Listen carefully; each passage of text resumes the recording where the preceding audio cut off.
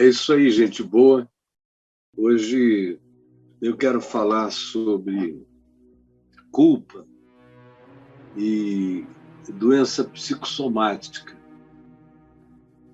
que são aquelas culpas que se instalam na gente de maneira tão neurótica, tantas vezes, tomam conta da nossa mente por inteiro. Nosso pensamento não consegue sair daquele fluxo repetitivo, recorrente, e as consequências físicas começam a acontecer.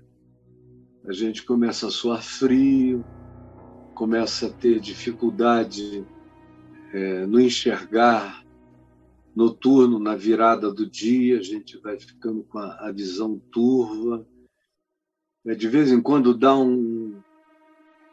uma tonteira, uma bombeada, assim, uma vacilada, uma impressão de que se a gente não tocar em algum lugar a gente pode cair. Ou então a gente tem aquelas ondas de calor súbito e que depois se alternam com algumas de frio, a mão fica gelada, os pés ficam gelados, a gente não sabe por que está dormindo assim, acordando assim, e é uma angústia, uma agonia, um desassossego. A gente se distrai rapidinho, mas logo essas coisas retornam e a gente entra naquela perturbação de dizer para nós mesmos: meu Deus, isso não vai passar jamais. Será que eu estou fadado a ter apenas pequenos lapsos de alívio, mas isso vai me acometer outra vez e outra vez, até chegar o dia em que eu não aguente mais? E se esse dia chegar, eu posso até fazer uma loucura, como muita gente faz. Só que o contexto no qual eu quero falar isso aqui na Bíblia, conquanto pudesse ser o Salmo 38, que é um dos salmos mais psicossomáticos da Escritura, conquanto pudessem ser outros salmos bastante psicossomáticos, no entanto, eu quero ler em primeira carta de Paulo aos Coríntios, e começar lendo aqui no verso 17 até o verso 21, quando Paulo, que fundou, pastoreia, cuida, se preocupa com essa igreja complicadíssima, uma igreja que ficava no istmo do Peloponeso, ali onde até hoje está a cidade de Corinto, entre os mares Jônico e Egeu, o Adriático e o mar Egeu, é aquela cidade de movimentação cosmopolita, uma cidade de marinheiros que economizavam um caminho enorme atravessando o canal de Corinto para não terem que fazer a volta longa e perigosa no istmo, onde havia muitas ondas, um encontro de mares, perigoso demais. Então, quando se construiu o canal abrindo, rasgando a rocha, numa obra monumental que é chocante até os dias de hoje. Você chega e assiste, por ali passavam os navios, por ali também ainda hoje passa. Então, eles economizavam muito tempo. E a cidade de Corinto se transformava no maior porto daquela região, com gente do Ocidente, do Oriente, de ilhas solitárias, com costumes variados, com práticas sexuais distintas, com muita libertinagem de um lado, negócio, capitalismo selvagem na cidade, violento, uma tendência imensa à superstição. Era um pessoal que cria naqueles deuses que prometiam ouro, prata, riquezas, e eles queriam que o Deus do Evangelho trouxesse as mesmas promessas. E havia uma quantidade enorme de outras situações idiosincráticas.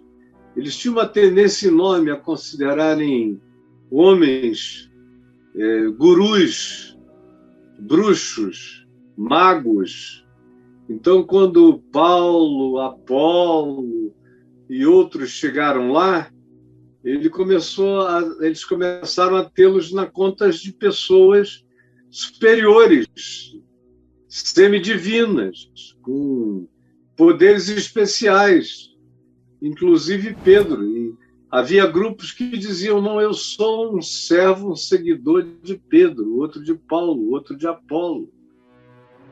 E gente de todos os tipos. Mas o que lhes faltava era consciência. Religiosos, supersticiosos, frequentes às reuniões, tudo isso eles eram. O que lhes faltava, de fato, era consciência do Evangelho, que eles não tinham. E eles também tinham uma consciência nada transformada do ponto de vista político, social, relacional, econômico. Eles eram perversos, crentes perversos, como a gente vê entre nós, crescentemente, o número de crentes do mal, como às vezes chegam alguns senadores aqui, ou deputados federais, e que vêm pela primeira vez e me dizem: ah, pastor, eu estou aqui porque eu estou precisando conhecer um crente do bem, porque eu só conhecia até hoje da minha vida crentes do mal. E aqui no Congresso quase só dá para encontrar gente do mal, crentes do mal. Eu vim aqui para ver como é a cara de um homem de Deus. Porque religião, eles todos têm.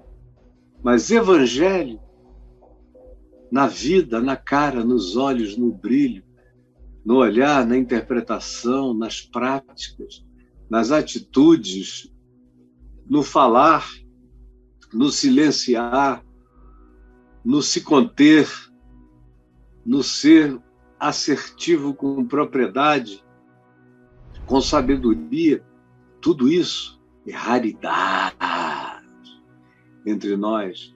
Então, Paulo, escrevendo a eles a respeito do dia e da hora em que eles tomavam a ceia, a Eucaristia, o pão, o vinho, que não eram só pão e vinho, mas comida que eles traziam de casa, comida, carnes, peixes, pães, massas, patês, comidas variadas, temperinhos gostosos da época, presentes até o dia de hoje, bebida, vinhos e cevita, que era a cerveja da época. Era um banquete chamado de o banquete do ágape, o banquete do amor, o banquete do encontro sublime, do encontro fraterno.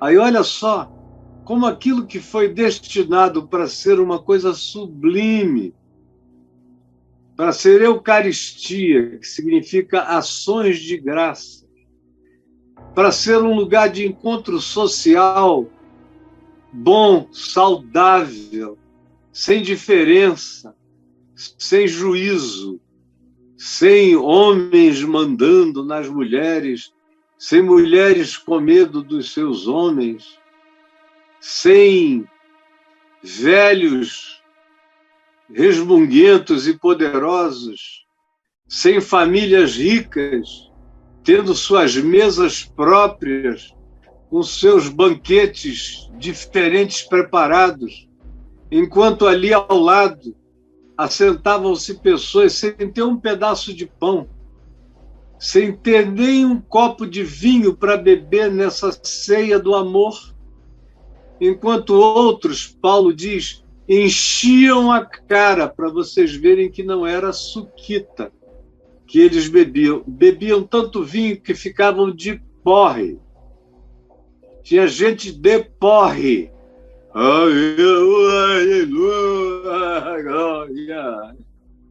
De porre na ceia do Senhor. Então Paulo diz nisto, porém, que vos prescrevo sobre a ceia, não vos louvo, porquanto vos ajuntais, vos reunis na ceia, não para melhorardes, mas vocês se ajuntam para piorarem. Antes da ceia, vocês são gente melhor do que depois. Vocês cultuam para ficar pior. É quando o culto piora a alma. Como aqui com a gente. Tem muita gente que a gente conheceu tempos atrás, gente boa de Deus, gente pura, gente limpa, gente santa, gente alegre, gente feliz, gente de bom coração, gente quebrantada, gente generosa, gente pacificadora, gente filha de Deus. Aí os anos vão passando, você pensa que a pessoa está melhorando, você encontra com ela 10 anos depois e ela está insuportável. De ovelha ela virou lobo, virou chacal, virou raposa, virou predador de rebanhos, virou um ente esquisito. A alma dele piorou, os códigos mentais adoeceram, as sinapses que ele fez, as conjunções automáticas da resposta neural do cérebro é toda negativa, desenvolveu impulsos negativos, palavreado negativo, tinha uma linguagem bonita, edificante, boa, agora tudo é um negócio horroroso, cara.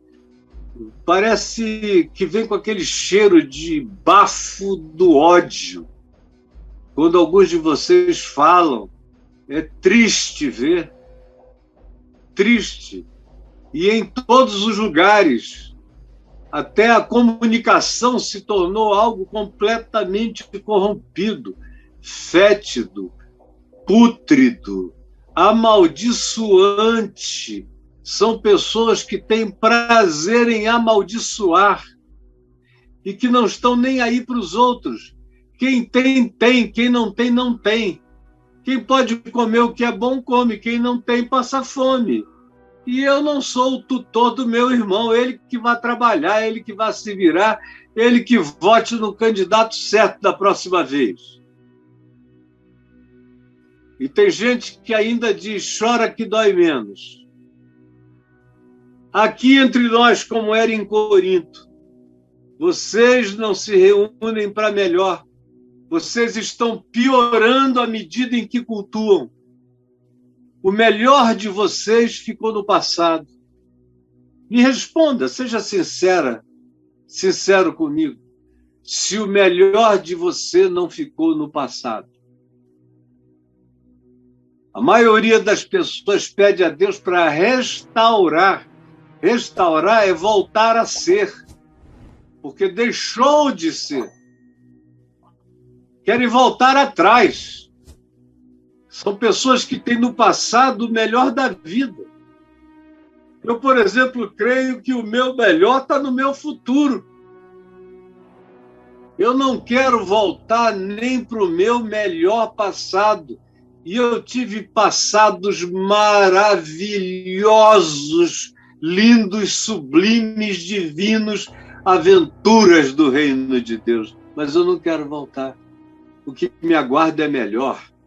O que está diante de mim é incomparável. E eu posso ficar lindo de Deus, santo de Deus, bonito de Deus, sábio de Deus, forte em Deus, invencível em Deus, mais do que vencedor em Cristo Jesus, que me amou. Esse é o meu futuro, é para lá que eu estou andando. Mas tem gente que quanto mais o tempo passa, quanto mais crente fica, quanto mais a igreja frequenta, pior fica. Mais indiferente, mais brutalizado, mais desumanizado, mais fétido, mais pútrido no coração. Cheios de manhas para fora, e cheios de podridão para dentro. Porque, antes de tudo, Paulo diz, estou informado. Estou informado, eu não estou chutando. Eu sei. Como eu sei que há divisões. Divisões era nos bons tempos. Que há divisões entre vós quando vos reunis na igreja. Tem gente para a qual vocês não conseguem nem olhar. Tem gente que faz parte do grupo do ódio. Vocês não podem nem olhar, porque estão divididos.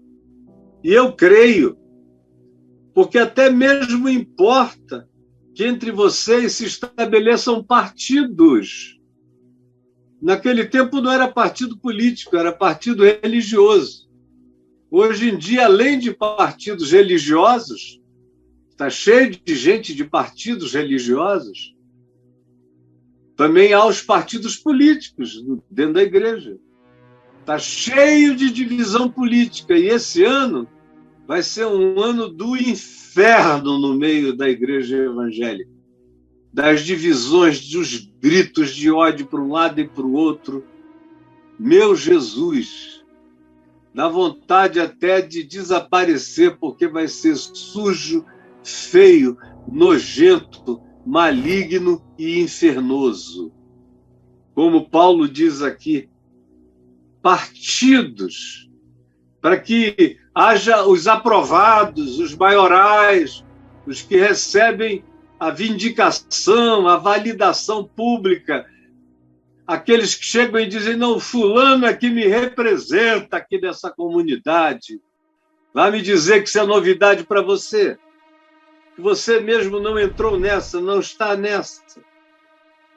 E mesmo quando há reunião, a mais solene possível, o espírito não melhora. A ceia do Senhor é feita com babugem dessa porcaria moral, ética e espiritual de vocês. Porque ao comerdes na ceia do Senhor, na festa do ágape, cada um toma antecipadamente a sua comida. Chega lá com o seu farnel, abre na mesa e vai comendo, que é para não dar oportunidade de ninguém ficar de olho grande, de ninguém pedir. Comem logo para não ter que dividir. Para ninguém pedir, eles comem logo para não ter que dividir. Você já viu isso, está vendo toda hora. E, enquanto isso, ao lado, Paulo diz, há quem tenha fome na mesa ao lado. Ao passo que na mesa desses que comem logo tudo para não terem que dividir, aos que bebem tanto que ficam embriagados, que ficam de porre. Não tendes, porventura, casa para comer e beber? Se vocês querem comer mais ou querem beber mais, bebam em casa, que vocês já estão na cama. Ou menosprezais a igreja de Deus e envergonhais os que nada têm na igreja. Vocês vão lá para fazer os pobres passarem vergonha e introjetarem a sua miséria, a sua impotência, a sua incapacidade. Vocês vão lá para introjetar maldade e impotência no coração dos que não podem nada.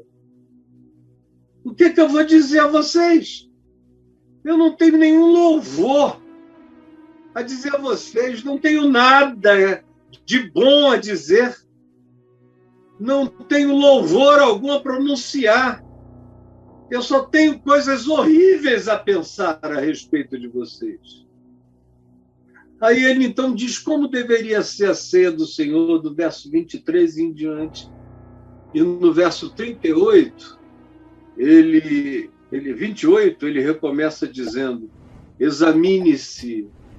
Essa palavra examine-se, no grego, significa você medir o valor de uma moeda. É ver o material. Você tira do dedo e vê o material.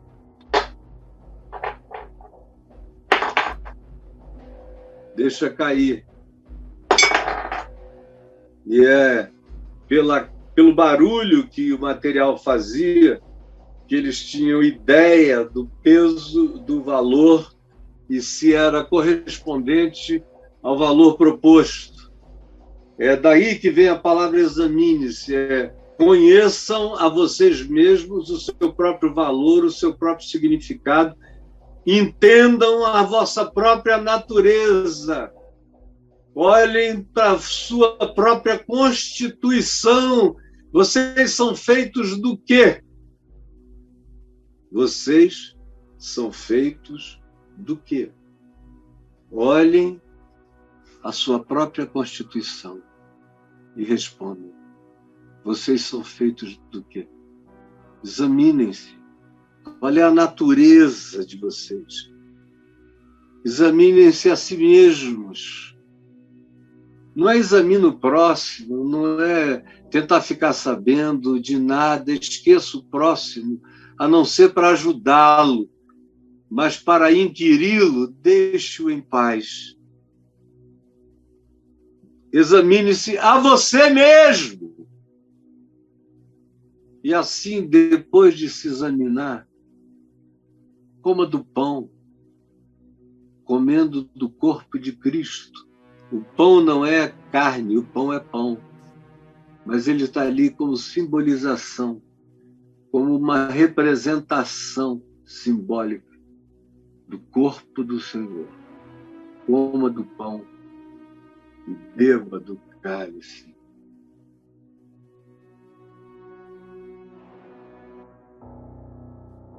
Do vinho, que é o sangue do Senhor.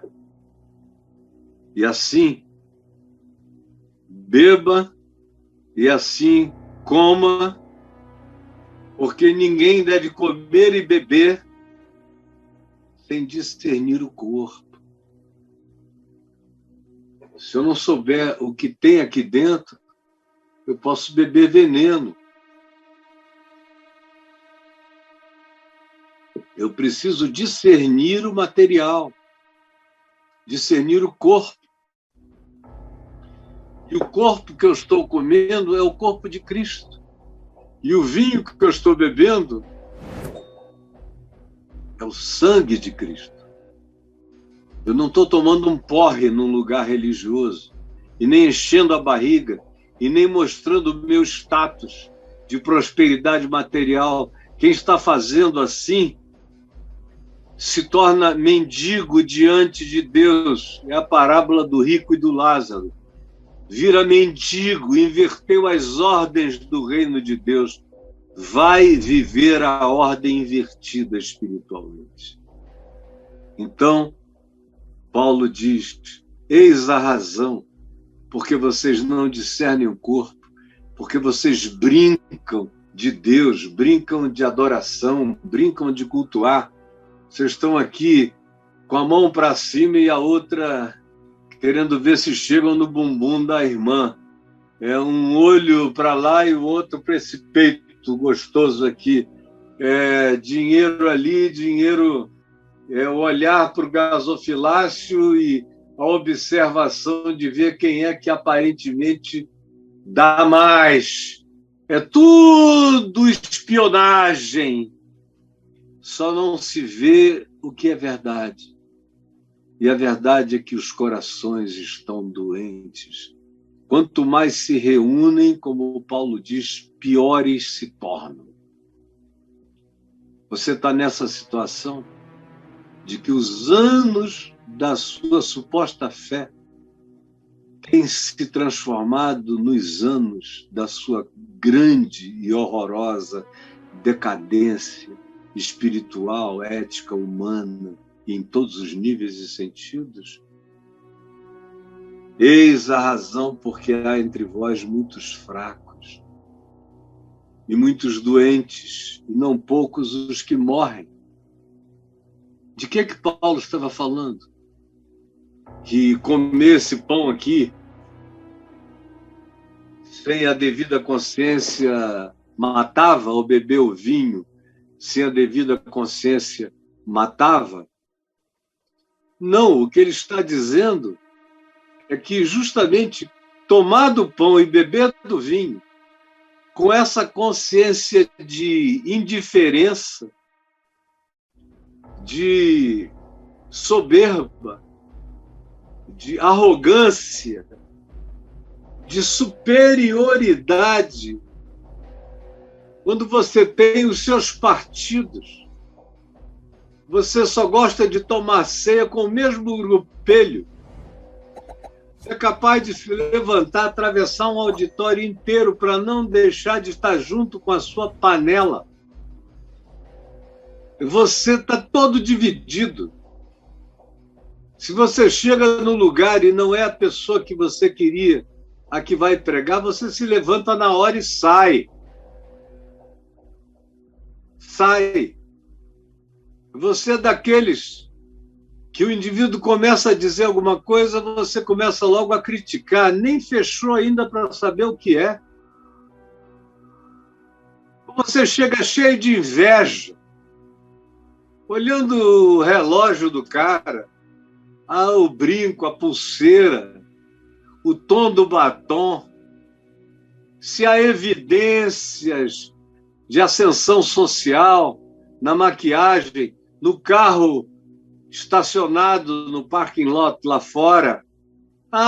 Todas essas coisas que fazem parte, as informações de que o irmão, a irmã tem uma casa, duas casas, três casas, e o coração se enche desse desejo bufão de gritar seu grito invejoso de posse. E aí você nem nota, mas vai ficando mal, vai ficando fraco, vai adoecendo. Eu, por exemplo, me trato aqui de algumas coisas, que estou melhorando muito, inclusive. Minha glicemia, eu tenho que tomar cuidado, porque senão ela fica baixa demais agora. Eu estou começando a comer para puxá-la para 100, porque ela não baixava de 360, agora está aqui. 80, 90, aprendendo a manha. Agora, graças a Deus, eu não estou doente. Eu sou um doente sistêmico do diabetes, e o meu coração tem algumas pequenas deficiências, mas o bicho é forte que só. E considerando tudo que eu já passei na vida, eu sou um touro. Estou aqui com força. E você que viver, verá. Não estou fraco porque não como com culpa. Comer com culpa, comer contra o próximo, comer contra a sociedade, beber contra a sede humana, e exagerar o que nem o corpo pode aproveitar, só para você não ter que dividir, compartilhar, que é para não criar responsabilidade com ninguém. Por mais que você faça isso supostamente com indiferença, está me ouvindo? Mas o coração registra. O inconsciente lateja. O código ético que está dentro de nós, porque todos nós sabemos a verdade e a realidade. O sociopata, o psicopata, não sente, mas sabe. Não sente, mas sabe. Você sabe e você sente. Por mais indiferente que você tente ser, esse borboleteamento culposo está aqui dentro. Isso vai te enfraquecendo a mente, as emoções, as sensações, a resistência emocional, afetiva. Vai te comendo devagar por dentro e você pensa que está tirando onda e está ficando doente, não sabe por quê. Quanto mais você se trata, mais fraco você fica. Já percebeu isso? Que tanto mais quanto você se trate, mais fraco você fica. Paulo prossegue. Porque se além de nos tornarmos fracos, nos tornamos doentes. E não são poucos os que entre nós morrem mais do que deveriam. E é triste quando a gente vê que a chamada Igreja de Deus lidera as piores estatísticas nacionais. Os crentes são o maior grupo dentro dos hospícios, das clínicas psiquiátricas. Dentre eles, mulheres de pastores que não aguentaram a loucura, ou filhos. A quantidade de drogados, filhos de crente, é maior, na média, do que do lado de fora. Se você for às favelas do Rio, o maior número de pessoas do movimento do tráfico são filhos de crentes e cresceram frequentando as igrejas da comunidade. Sabem tudo de manha de crentes. Estão lá, fazem parte desse grupo. E não é à toa que são também alvejados com tanta rapidez e morrem numa quantidade absurda e cada vez mais. Mas tem também aqueles que não são mortos por bala perdida e nem tiros. São mortos de agonia. São feridas que espalham-se pelo corpo. São doenças nos órgãos viscerais. São cânceres intestinais profundamente emocionais. São pedras e pedras nos rins. São pressões cada vez mais altas de tanta ansiedade e nervoso. São riscos cardíacos por causa da pressão enorme. E as pessoas vivem com tanta tensão, com tanto medo, com tanta culpa, olhando tão para trás. É tanto diabo, é tanto demônio.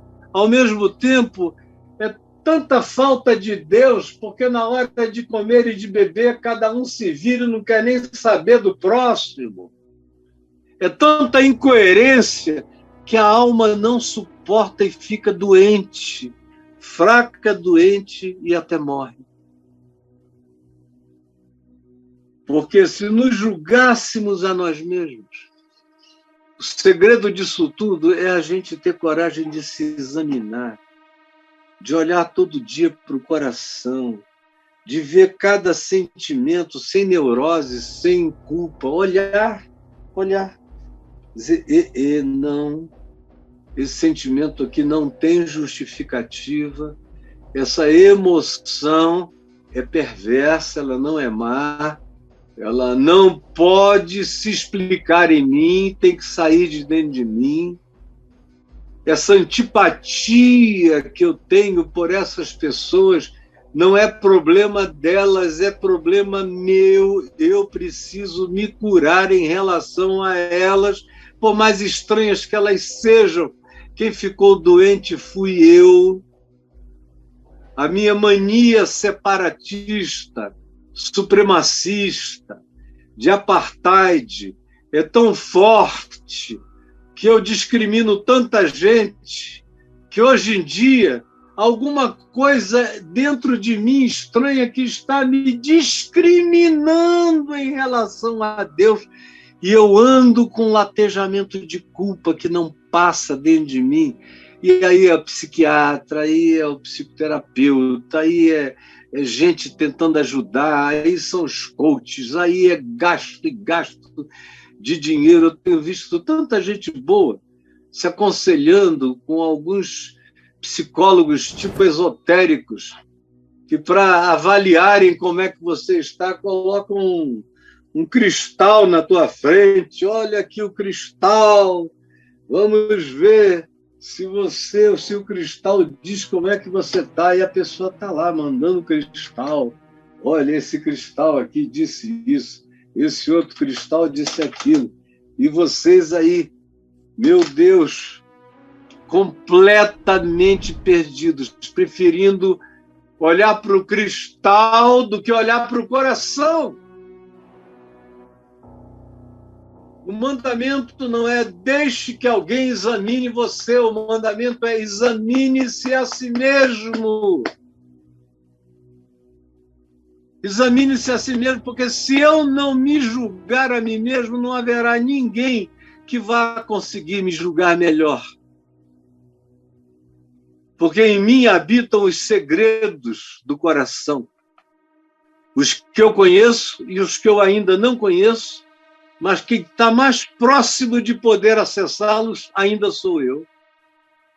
E Paulo coloca você num lugar central na sua autoanálise. Coloca você num lugar primordial na sua psicoterapia. Coloca você num lugar de coach de si mesmo, aprendendo o mandamento de Cristo e andando com as próprias pernas, escolhendo o que é bom, se reunindo para o bem, ao invés de ficar velho na fé para se tornar um ente feio, degradado, amargo e horroroso, como você se tornou. Se nos julgássemos a nós mesmos, não seríamos julgados.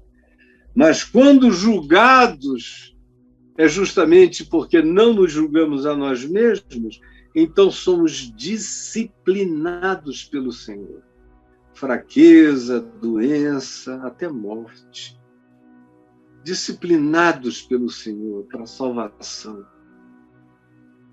Quando julgados, somos disciplinados pelo Senhor para não sermos condenados com o mundo. Tem uma graça de Deus na doença da disciplina, uma graça de Deus na fraqueza da disciplina, uma graça de Deus na morte da disciplina, que é para nos salvar da condenação do mundo. Quando um cara não recebe disciplina nenhuma, a situação dele está feia. Porque ele é que vai sem disciplina até morrer, ser condenado com o mundo. Mas se você está sendo condenado, perturbado, angustiado, então é o Espírito Santo tentando te salvar da maldição de se tornar um crente sem Deus, sem Jesus e sem coração. Jesus, que essa palavra que eu já falei tantas trilhões de vezes, tenha chegado hoje ao coração de alguns, de alguém, com esse poder de revirar-nos, de nos trazer e de nos puxar do avesso, para que nós mesmos enxerguemos as nossas vísceras, o nosso ser, nos quebrantemos e sejamos por ti curados e perdoados e transformados em outros seres humanos e salva-nos da religião que só nos piora. É o que eu te peço, em nome de Jesus. Amém e amém.